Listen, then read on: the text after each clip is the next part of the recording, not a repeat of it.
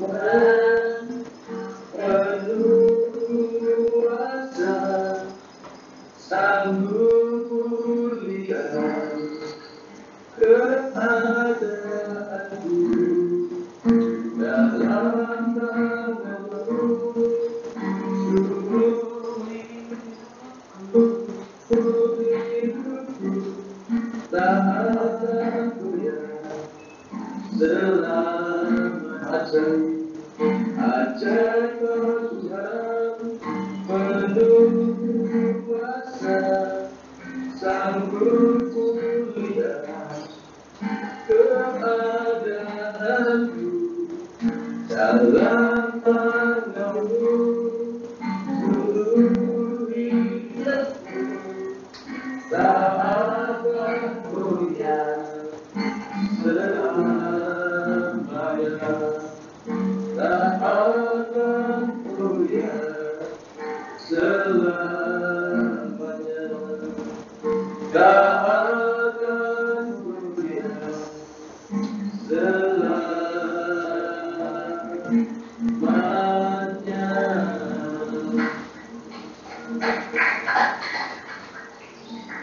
Waktu selanjutnya saya serahkan kepada Saudara yang akan menyampaikan seri firman pagi hari ini.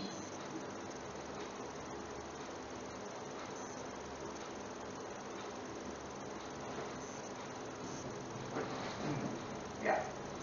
Shalom, selamat hari Minggu. Apakah mendengar suara saya?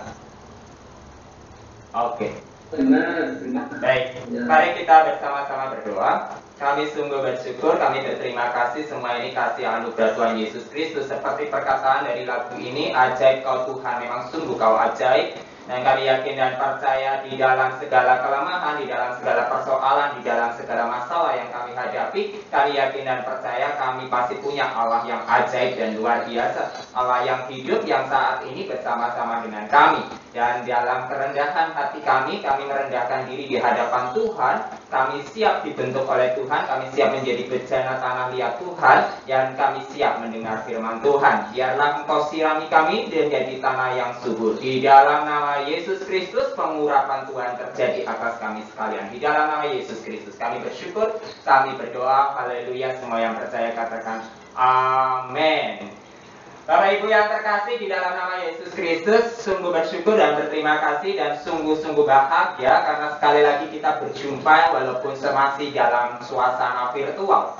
Dan Bapak Ibu sekalian, selamat hari Minggu untuk kita semuanya, Super Sunday untuk kita semuanya. Biarlah ini sungguh-sungguh menjadi hari Minggu yang super dan luar biasa bagi kita. Karena kita yakin dan percaya kita bukan menjadi anak-anak biasa, anak-anak gampangan, tetapi kita anak-anak yang luar biasa. Karena tanpa Kristus Tuhan, kita pasti masih ada dan berkeluh kesah di luaran sana. Tanpa Kristus ada, kita tidak dipersatukan di dalam persekutuan ini. Tanpa Kristus ada, kita tidak mungkin disanggupkan untuk bersama-sama memuji Tuhan dan mendengar kebenaran firman Tuhan. Kebenaran firman Tuhan hari ini, saya berangkat dari kebetulan pagi ini, renungan pagi saya, maksudnya saat teduh saya, juga bacaannya ternyata berhubungan dengan tema pagi ini. Jangan lelah. Saya beri judul lebih tepatnya don't give up atau jangan menyerah. Mungkin ini tema yang hampir sama begitu. Dari 2 Korintus pasalnya yang keempat, ayatnya yang ke-8 sampai ayatnya yang ke-18. Bapak Ibu, mari kita bersiapkan Alkitab kita. 2 Korintus pasalnya yang keempat, ayatnya yang ke-8 sampai yang ke-18. Saya akan baca secara bertahap, bagian per bagian. 2 Korintus pasal 4 ayatnya yang ke-8 sampai yang ke-18. Saya akan baca terlebih dahulu ayat yang ke-8 dan ayat yang ke-9. Demikian kebenaran firman Tuhan. Dalam segala hal kami ditindas namun tidak terjepit. Kami habis akal namun tidak putus asa. Kami dianiaya namun tidak ditinggalkan sendirian, kami dihempaskan namun tidak binasa. Bapak Ibu yang terkasih, luar biasa kebenaran firman Tuhan hari ini bicara tentang sesuatu di mana para rasul, khususnya Rasul Paulus, bicara kepada jemaat Korintus ketika dia memberitakan Injil kemana-mana dan bagaimana dia mendapatkan begitu banyak penolakan, begitu banyak masalah, begitu banyak persoalan.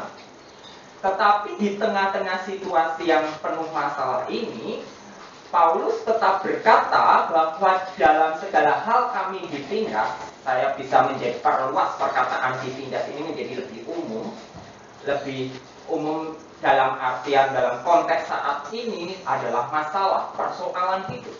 Bukankah hari-hari terakhir ini kita diperhadapkan begitu banyak tekanan di dalam kehidupan kita?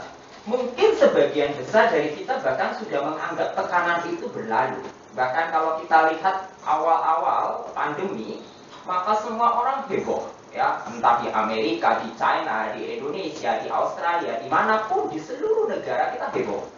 Ketika awal-awal pandemi, semua orang khawatir, mereka beli makanan sebelum ada PSBB atau lockdown di kotanya mereka masing-masing. Tetapi karena sekarang menjadi biasa, sepertinya kita menjalani hidup yang biasa saja. Maybe benar-benar new normal bagi kita sudah menjadi sesuatu yang normal, tetapi mungkin juga malah justru bukan menjadi sesuatu yang normal. Saya hanya takutnya kita jadi seolah-olah seperti secara psikologis kita mengkebalkan diri kita dengan seolah-olah ini semua normal, tapi di dalam hidup, di dalam tubuh, di dalam diri kita sebenarnya kita penuh ketakutan dan kekhawatiran. Kita menganggap bahkan sekarang ini kanan kiri kita ada orang mati, kita anggap biasa, itu bukan sesuatu yang luar biasa. Purbalingga kalau tidak salah, baru-baru ini saya dapat informasi melalui dinas kesehatannya, ada 200 orang dinyatakan positif corona. 30 orang kemarin baru saja diperiksa di salah satu PT, semuanya positif dari 1 orang yang kena. Dan kita sudah sekarang anggap biasa saja. Orang sudah baru-baru ini di dekat desa sebelah kita ada yang meninggal karena positif, juga biasa. Kita menghadapi itu semua biasa. Tetapi persoalannya, apakah biasa ini adalah biasa yang betul-betul di dalam Tuhan karena kita kuat, tapi atau jangan-jangan biasa dalam hal ini sebenarnya kita biasa di dalam sebuah ketakutan. Biasa karena kita mencoba untuk seperti kita lihat setan, karena udah biasa dikagetin, maksudnya saya misalnya seperti anak kecil biasa ditakut-takuti dengan setan, kemudian karena udah dibiasain, akhirnya ya anggap nggak ada yang menakutkan, biasa aja. Tapi sebetulnya di dalam hati yang paling kecil kita masih penuh ketakutan. Bapak Ibu yang terkasih, kalau kita lihat dari perkataan ini, kembali lagi dilanjutkan, dan tadi ditindas ini berhubungan dengan persoalan hidup. Kemudian kalau kita kaitkan lanjutannya, namun tidak terjepit kami habis akal. Di dalam segala hal kami ditindas, namun tidak terjepit. Di dalam segala hal kami ditindas, namun tidak terjepit. Kami habis akal namun tidak putus asa. Bapak Ibu, bukankah hal yang sama juga terjadi dalam kehidupan kita? Mungkin kita sekarang saat ini kita lagi di dalam bisnis, di dalam usaha, di dalam pekerjaan, di dalam banyak hal, bahkan di dalam studi kita habis akal, kita habis ide, kita habis banyak hal. Tetapi di tengah-tengah situasi dan kondisi seperti ini, kita percaya karena ada perkataan di ayat 10. Kami senantiasa membawa kematian Yesus di dalam tubuh kami, supaya di dalam tubuh kami, supaya kehidupan Yesus juga menjadi nyata di dalam tubuh kami. Di ayatnya yang ke-11, sebab kami yang masih hidup ini terus-menerus diserahkan kepada maut, karena Yesus, supaya juga hidup Yesus menjadi nyata di dalam tubuh kami yang fana ini. Maka demikianlah maut giat di dalam diri kami, dan hidup giat di dalam kami. Bapak Ibu yang terkasih, persoalan apapun yang kita hadapi bukan persoalan yang bisa kita atasi oleh diri kita sendiri. Jangan sampai kita jadi menjadi kebal, tapi sebenarnya palsu. Karena itu kalau dalam kedokteran kita mungkin ada yang tahu istilah ketika badan itu mungkin terlalu kedinginan atau apa sampai dia tidak berasa, bahkan ditusuk, dipotong atau apapun, badan kita tidak merasakan apapun. Sekarang kita di tengah segala persoalan ada 2 kemungkinan yang akan kita lakukan dan kita alami. Saya yakin dan percaya Bapak Ibu di tengah-tengah situasi saat ini kita sudah menjalani itu sebagai rutinitas biasa. Tapi persoalannya rutinitas biasa ini di dalam Kristus atau rutinitas biasa ini sudah artinya kita sudah menganggap ya orang mati ya biasa lah. ketakutan sudah menjadi sesuatu yang biasa, semuanya menjadi biasa, dan kita juga tidak membiarkan diri kita bertekun di dalam doa, bertekun di dalam ibadah, bertekun di dalam firman Tuhan. Kita menganggap tubuh kita sudah kuat, tapi sebenarnya di dalam sudah masih kropos sekali, bahkan sangat kropos, dan suatu saat bisa jatuh.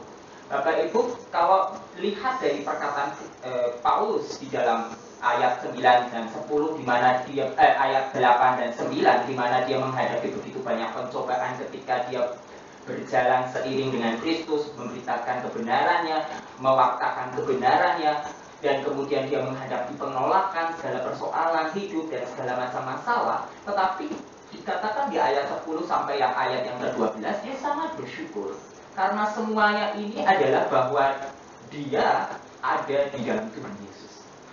Ada sebuah kekuatan penopang di mana kami senantiasa membawa kematian Yesus di dalam tubuh kami.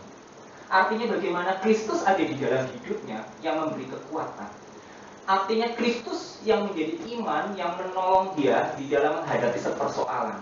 Dan saya yakin dan percaya di dalam Tuhan Yesus kita punya banyak ide, di dalam Tuhan Yesus kita punya banyak akal, di dalam Tuhan Yesus kita punya banyak jalan keluar. Karena kalau kita mendengar mungkin khotbah-khotbah yang lalu, kita mungkin pernah mendengar juga bahwa satu pintu Tuhan tutup, tapi jangan salah, atau satu pintu iblis tutup, tapi jangan salah, Tuhan buka 1000 pintu yang lain.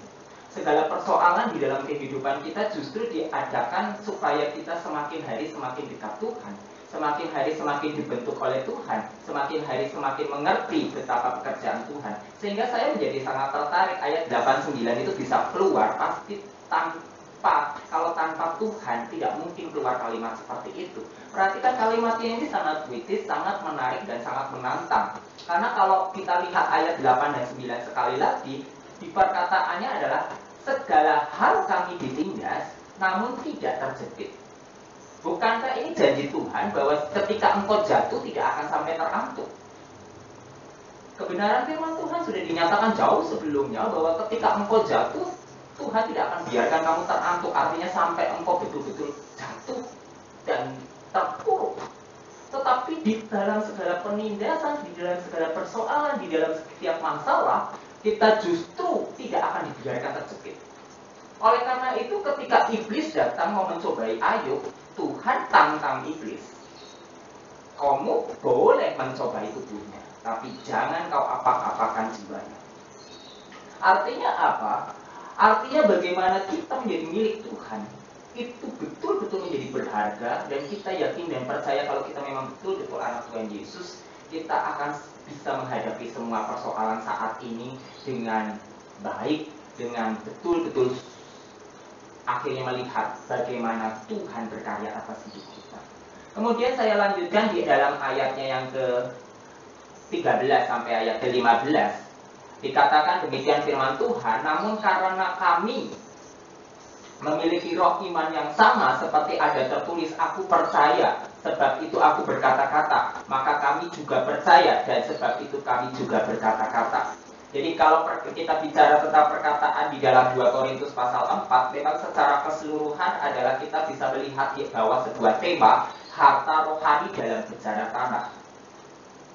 Seluruh topik pembicaraan yang sedang dibicarakan oleh Paulus kepada jemaat Korintus adalah harta rohani dalam bencana tanah. Dalam artian apa? Harta rohani adalah keselamatan di dalam Kristus Yesus.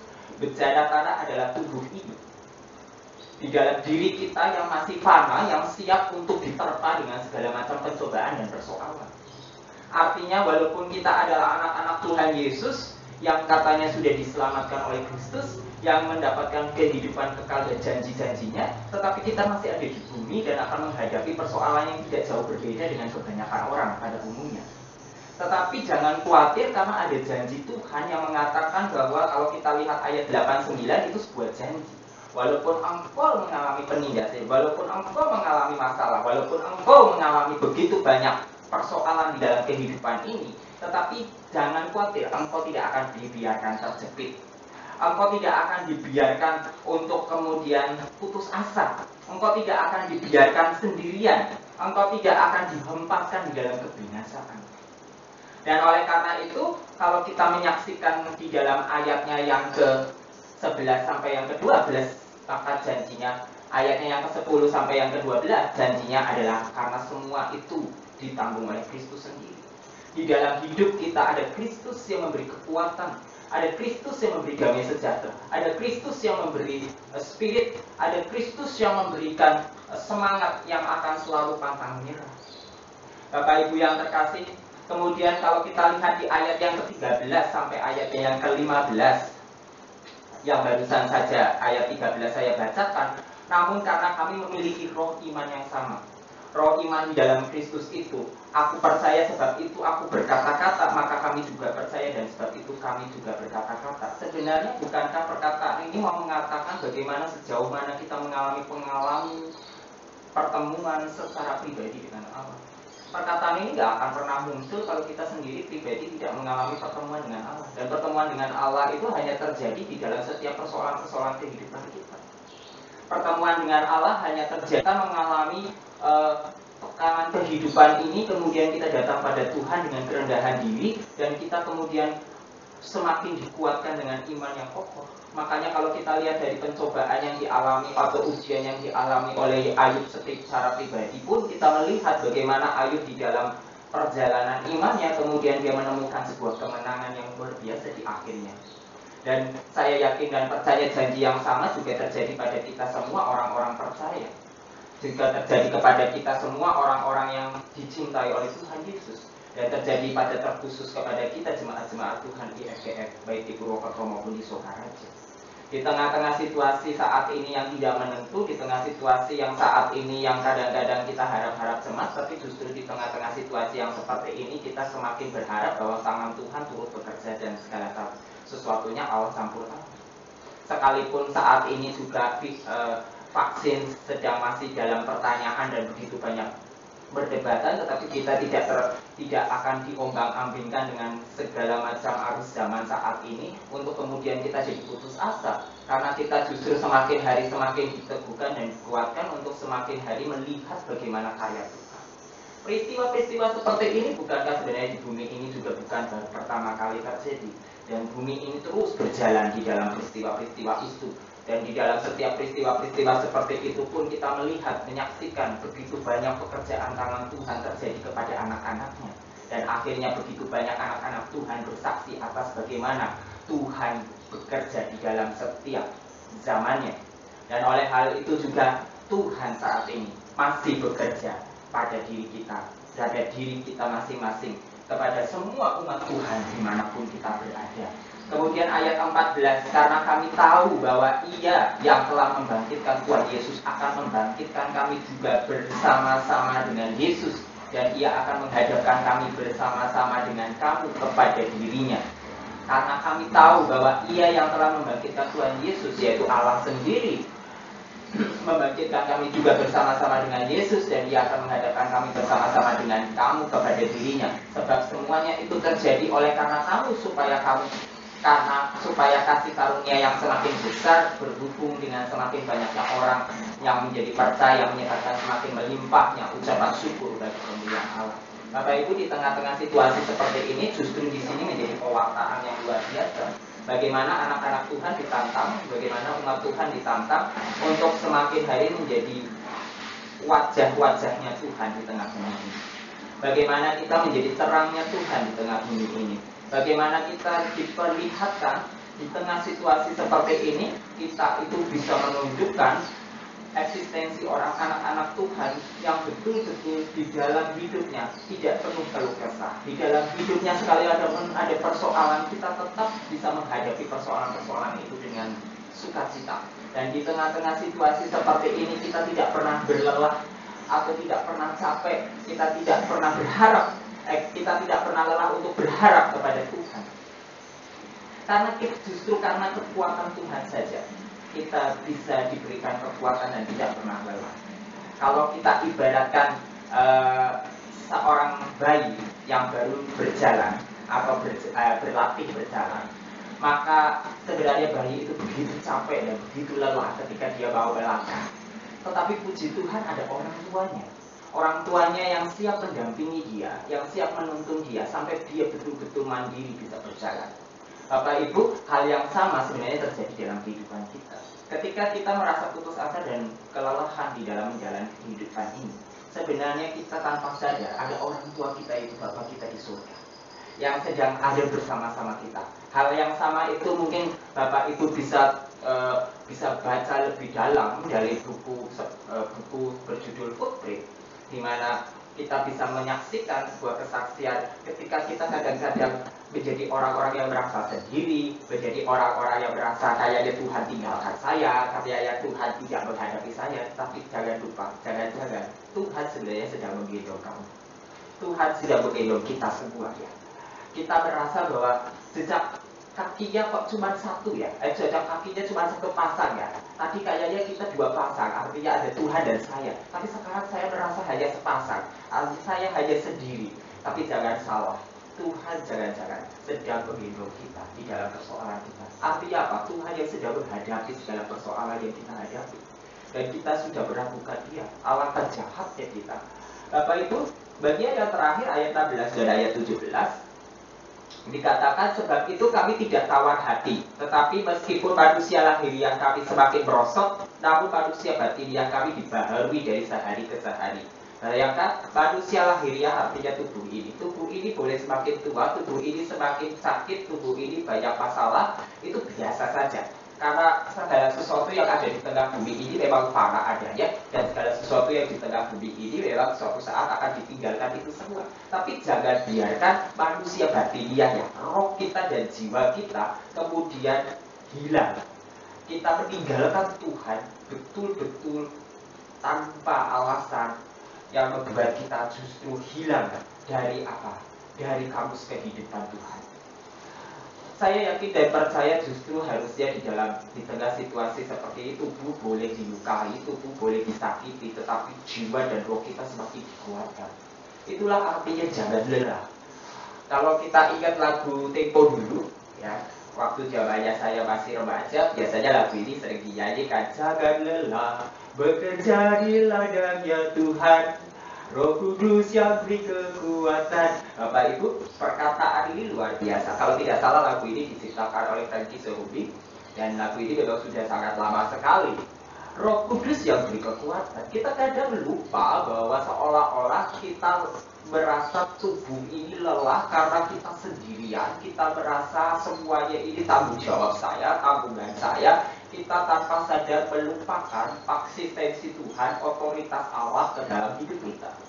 Dan kita melupakan bahwa ada roh Tuhan yang memberi kekuatan di dalam hidup kita. Roh Tuhan yang memberikan semangat, spirit, dan kehidupan di dalam kehidupan kita. Ayat 17, sebab penderitaan ringan yang sekarang ini mengerjakan bagi kami kemuliaan kekal yang melebihi segala-galanya. Jauh lebih besar daripada penderitaan kami. Sebab penderitaan ini ringan, artian bahwa penderitaan yang kita alami di dunia ini, ya semuanya ini adalah sebenarnya hanya sebuah pencobaan yang akan berlalu begitu saja, dan seiring dengan zaman akan berganti. Tetapi persoalannya, apakah iman kita sungguh-sungguh betul-betul diberikan kekuatan sehingga kita kemudian tidak meninggalkan Tuhan? Bukankah kasus Saul adalah salah satunya? Saul adalah anak Tuhan yang luar biasa, diberikan kepercayaan yang luar biasa, diberikan karisma yang luar biasa, tetapi di kemudian hari Roh Allah meninggalkan dia. Jangan sampai kita menjadi anak-anak Tuhan yang malah akhirnya dengan tanda kutip, quote and quote, kita meninggalkan Tuhan atau bahkan Tuhan meninggalkan kita. Karena apa? Karena kita sebenarnya tidak pernah membiarkan Allah bertakhta di dalam kehidupan kita. Kalau kita ingat kembali lagi ke lagu yang tadi, bahkan kalau kita melihat kembali dari perkataan-perkataan kebenaran firman Tuhan, kita akan menyaksikan betapa kita hanya bisa dikuatkan oleh karena perkataan Tuhan, oleh karena Roh Allah. Sebab kami tidak memperhatikan, kalau kita perhatikan ayat yang ke-18 sebagai ayat yang terakhir dari bagian ini, sebab kami tidak memperhatikan yang kelihatan, melainkan yang tak kelihatan. Karena yang kelihatan adalah sementara, sedangkan yang tak kelihatan adalah kekal. Yang kelihatan, kita kadang-kadang lebih banyak lebih banyak dikuasai dan ditipu oleh segala sesuatu yang kelihatan, tetapi kita melupakan yang tidak kelihatan. Kita melupakan Allah, kita melupakan semuanya, kita melupakan surga. Kita tidak betul-betul sungguh kita akhirnya justru ditalutkan, dibutakan oleh segala macam, lebih banyak dibutakan oleh segala persoalan yang ada di depan kita. Persoalan-persoalan kehidupan kita bisa kemudian membuat kita meninggalkan semuanya itu. Dan oleh karena itu salah satunya adalah meninggalkan doa, meninggalkan ibadah, meninggalkan firman Tuhan. Karena kalau kita menyaksikan lebih dalam lagi tentang doa, yang mungkin lalu-lalu kita banyak bicarakan di sana, bukankah ini adalah kunci daripada spirit dari semuanya itu? Bapak Ibu yang terkasih, kalau kita bicara tentang jangan lelah, maka jangan lelah kita berharap pada Tuhan. Jangan lelah kita terus berdoa, jangan lelah terus kita membaca kebenaran firman Tuhan, dan jangan lelah untuk cinta kepada kebenarannya. Jangan lelah untuk terus memberitakan akan pewartaannya, memberitakan akan Injilnya di dalam setiap kehidupan kita. Kalau kita menyaksikan lebih sungguh lagi, doa adalah kunci itu. Doa itu adalah komunikasi kita dengan Allah yang memberikan wadah di mana kita terus memiliki hubungan yang pribadi dengan Tuhan dan terus memiliki kekuatan yang luar biasa. Doa itu boleh dikatakan sebagai, kalau ada sebuah buku ditulis di sana dikatakan, prayer is your spiritual muscle. Ya. Doa adalah otot atau kekuatan daripada rohani. Jika kita kemudian persoalan-persoalan yang kelihatan di depan mata ini, kemudian malah membutakan kita dan membiarkan kita tergerus oleh segala macam kehidupan spiritualitas kita, maka kita akan semakin merosot dan semakin merosot dan semakin merosot. Akhirnya kita semakin jauh daripada Tuhan dan kita semakin akhirnya betul-betul meninggalkan Tuhan. Tetapi kalau puji Tuhan, kalau kita terus membangun kehidupan spiritualitas kita, kehidupan rohani kita, kita akan mengalami kemenangan di dalam peperangan rohani ini. Maka kalau kita mengalami kemenangan di dalam peperangan rohani, kita diyakinkan betul-betul memiliki kekuatan, memiliki semangat, dan kita terus mengandalkan kuasa Tuhan, dan kita akan menemukan begitu banyak jalan keluar di dalam segala persoalan. Kiranya Tuhan memberkati kita. Sebuah perkataan sederhana, jangan pernah menyerah, jangan pernah kita lelah, karena itulah kunci menjadi seorang pemenang di dalam kehidupan kita. Pemenang di dalam iman, pemenang di dalam kehidupan kita. Amin. Mari kita tutup dalam doa. Kami sungguh bersyukur, kami sungguh berterima kasih, kami yakin dan percaya semua ini kasih Tuhan Yesus saja. Dan kami yakin dan percaya hanya di dalam Tuhan kami mengalami kemenangan. Hanya di dalam Tuhan dan di dalam kehidupan rohani kami mau terus memberikan kami yang terbaik kepada Tuhan. Dan kami yakin dan percaya dengan kekuatan daripada Tuhan kami dibiarkan untuk terus memiliki hati yang berpaut pada Tuhan, berpengharapan kepada Tuhan, dan terus-terus berharap kepada Tuhan.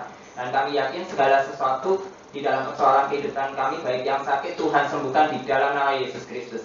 Kemudian semua yang mengalami persoalan ekonomi, Tuhan jawab saja dan Tuhan lepaskan semuanya di dalam nama Yesus Kristus. Dan semua daripada kami yang saat ini juga mengalami persoalan-persoalan hidup yang lain, kami yakin dan percaya di dalam nama Yesus Kristus ada kemenangan dan kekuatan. Di dalam nama Yesus Kristus kami sungguh berdoa, kami sungguh percaya. Amin.